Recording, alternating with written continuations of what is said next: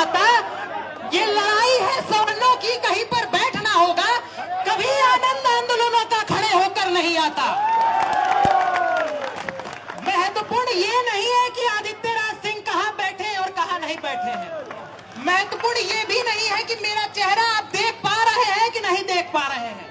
ज्यादा महत्वपूर्ण ये बात है कि जो मैं बात अब बोलने जा रहा हूं उस पे आपका ध्यान होना चाहिए।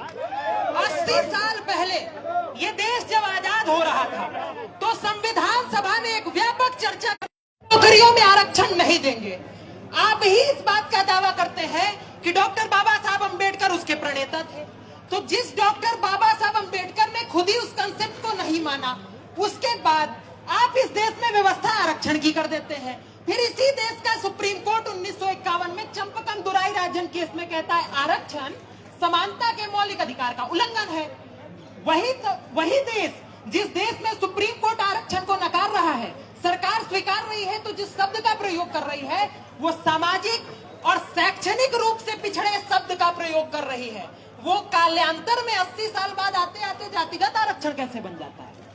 ये बड़ा सवाल है। इस सवाल के ऊपर बात होनी चाहिए। वही सुप्रीम कोर्ट जो कहता है जाति के आधार पर मिलने वाला आरक्षण अमान्य है, वही 2024 में कहता है आर्थिक रूप से मिलने वाला आरक्षण मान्य है।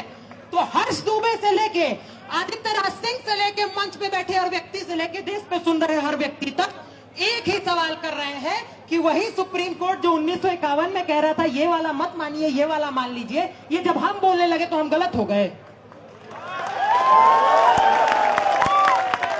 चंद्रशेखर रावण जी कहते हैं कि आपको पृथक निर्वाचिका दे दीजिए। इस देश की संसद में आरक्षण दिया गया है। बड़ा सवाल यह है कि जिस बाबा साहब अंबेडकर को